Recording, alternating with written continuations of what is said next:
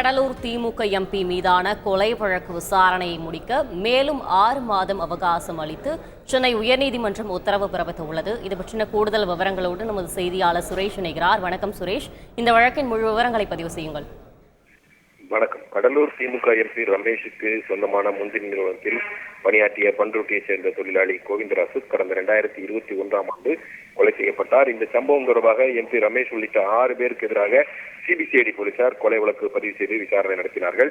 இந்த வழக்கு தொடர்பான குற்றப்பத்திரிகையானது கடலூர் மாவட்ட நீதிமன்றத்தில் தாக்கல் செய்யப்பட்டு அங்கு வழக்கின் விசாரணை துவங்கி வந்த நிலையில் அந்த விசாரணையானது முறையாக நடைபெறவில்லை, சாட்சிகள் மிரட்டப்படுகின்றனர் என்று கோவிந்தராசுவின், அதாவது கொலை செய்யப்பட்ட கோவிந்தராசுவின் மகன் செந்தில்வேல் சென்னை உயர்நீதிமன்றத்தில் ஒரு மனு தாக்கல் செய்திருந்தார். இந்த மனுவை விசாரித்த உயர்நீதிமன்றம் இந்த வழக்கை செங்கல்பட்டு நீதிமன்றத்திற்கு மாற்றி கடந்த ஆண்டு ஜூலை மாதம் உத்தரவு பிறப்பித்திருந்தது.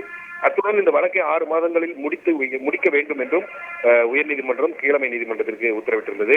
இந்த நிலையில் இந்த உத்தரவை அமல்படுத்தியது தொடர்பான அறிக்கையை தாக்கல் செய்வதற்காக இந்த வழக்கு நீதிபதி ஆனந்த் வெங்கடேஷ் முன்பு இன்றைக்கு விசாரணைக்கு வந்தது. அப்போது செந்தில்வேல் தரப்பில் உயர்நீதிமன்றம் உத்தரவிட்டும் கூட கடந்த 6 மாதத்தில் ஒரு சாட்சியை கூட செங்கல்பட்டு மாவட்ட நீதிமன்றத்தில் விசாரிக்கல, வழக்கை விரைந்து விசாரிக்க நடவடிக்கை எடுக்க உத்தரவிட வேண்டும் என்ற ஒரு கோரிக்கை முன்வைக்கப்பட்டது. காவல்துறை தரப்பில் இந்த வழக்கின் விசாரணையை முடிப்பதற்காக மேலும் கூடுதல் அவகாசம் வழங்க வேண்டும் என்ற ஒரு கோரிக்கை வைக்கப்பட்டது.